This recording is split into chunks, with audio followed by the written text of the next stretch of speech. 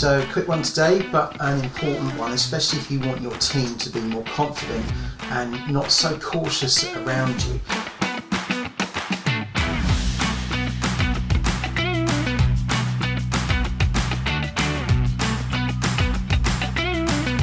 Because if your team is flinching when you call them out for a chat, for some accountability, for some feedback, it's not because they're fragile, it's because accountability hasn't been properly handled yet. And today I'm going to show you how accountability can really transform a nervous team, a team which is fraying around the edges, into a much more loyal, confident and pretty much unstoppable one.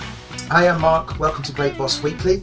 This is practical, no nonsense advice for accidental leaders like me who want to become more confident and more successful bosses. Because the truth is, nobody taught you to be a great boss. It wasn't taught in dental school, it wasn't taught in management school. If you bought your business or if you started your business, the chances are about the nuts and bolts, not about how to lead people. And most people step into that leadership position thinking it's about doing more of the same. But real leadership requires a big shift, because it's now not about the results that you achieve directly, it's about how you deliver results through other people. It's about growing the people that now deliver the results, because what got you here is not going to get you there. Now, you're not alone in this. 86% of people are accidental leaders. In other words, they are promoted into a management position without any kind of training. Now, here's the kicker. On average, it takes 10 years for people to realize the shift and get some training, and some people never do. Now, I learned this the hard way.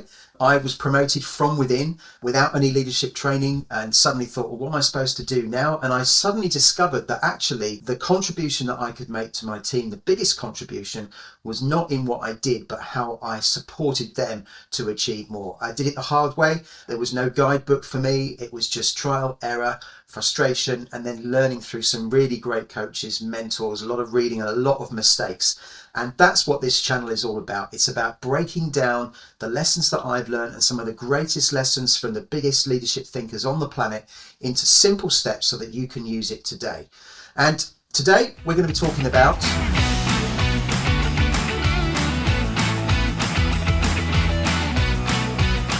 accountability. Accountability is not a dirty word. It gets a very bad rap from most people that I speak to, but it is actually, when it's done well, accountability is one of the greatest gifts you can give your team. Now, accountability on its own is not scary. Unclear leadership is what's scary, and I'm going to show you why that's so important. So firstly, accountability builds trust, not tension.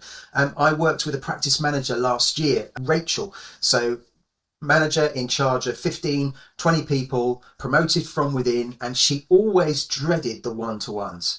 Pulling people into the office to give them some feedback, some negative feedback, some challenging feedback. She felt like she was the head teacher the whole time because she was bringing people in to essentially tell them off. And what we did with Rachel, and we've done with lots of people through the Great Boss Bootcamp, is to help them to understand the shift in mindset. Away from I'm telling you off to accountability being something where we care enough about you to help you to grow. We want you to grow. We don't want you to stay where you are. And the key lesson with that clarity is kindness. Clarity is about caring for people. So what do we do to make it like this? Well, feedback needs to be expected. It needs to be constructive and it needs to be conversational. It can't be a lecture from across the desk. You've got to set this up in such a way where people understand that feedback and accountability is a part of your culture and it's a safe place to be. So moving on, the next thing we need to remember here, the 3-step accountability model. And I've got a little bonus on the end of this for you as well, so keep listening. There are 3 questions we need to ask when it comes to an accountability feedback kind of loop. The first question is, what happened? What happened in this situation? Now, this is where curiosity is your friend. In fact, curiosity is always your friend. If you jump to conclusions, you're going to set yourself up in an adversarial way straight away. So even if it's really obvious to you what this person has done, ask the question, what happened? Get them to explain it back to you. Discuss it. Then you can move on to step 2. Step 2 is what should have happened. So according to what we agreed, to what's been explained, to the expectations that we've previously set for you, for what the policy said, what should have happened, and get that person into a conversation with you. And then finally, What should we do next time? So we're now going to move from this is what you did, this is what you should have done, this is what I want you to do next time. We're going to bring real clarity around this for the person so that they go away knowing very clearly what they need to do next time. Now, when we explain this, we've got to give them a demonstrable behaviour. There's no good giving them sort of ethereal terms like do it better or think outside the box or whatever explanation you can come up with. It's got to be clear. It's got to be something very, very clear that they can put into action. Now, I mentioned a bonus for this section, magic feedback.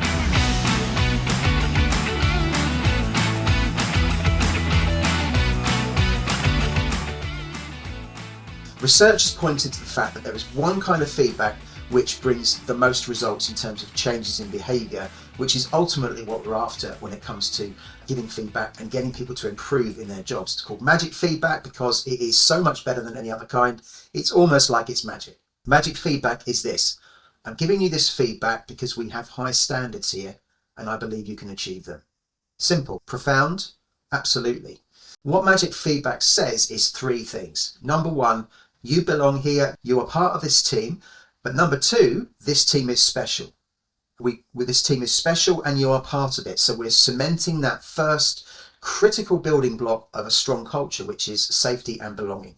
The next thing, number three, we've got high standards here. We have expectations that are higher than the average team because this is who we are. We're going into identity-based behavior change, which is I change because of who I am, not because of something that I just do.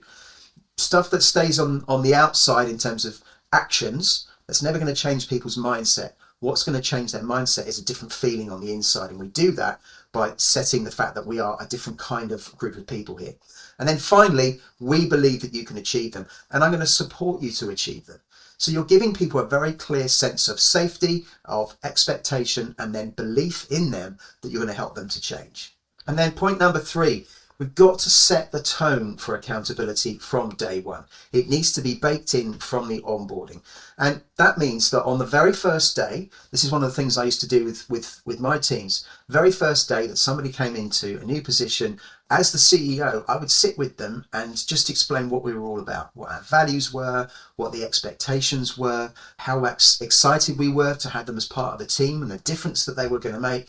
And then we would take them to one side and say, look, there's one thing you need to understand here. We have a culture here, which means that there is a leadership dynamic to what I do, which means that because I want your success, I am going to push you, I'm going to prod you, I'm going to hold you back sometimes, I'm going to hold you to account. And when that happens, I don't want you to worry about it because this is part of who we are, it's part of what we do, and it's for your good and for the benefit of the rest of the business. So don't worry about it. You've got to make sure that you set that tone on day one.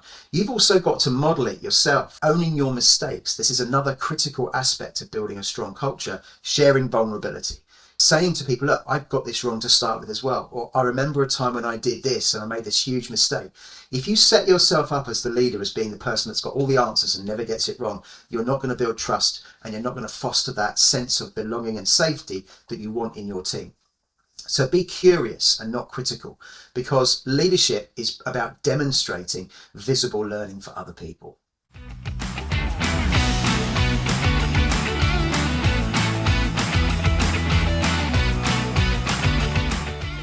So let's bring this to a close then. So accountability, it's not punishment, it's an absolute gift. And when you expect it, when your team expects it, when you explain it to them and when you model it, you create loyalty and you create high performance. Because as a leader, you are not meant to be perfect. You are meant to grow and you're supposed to help other people to grow. So there we go. If this has helped, subscribe for more leadership lessons. And if you want a ready-to-go toolkit for difficult conversations, then grab my course, which is called Handling Difficult People, a 4-step strategy to strengthen your team. The link is in the description. See you next week.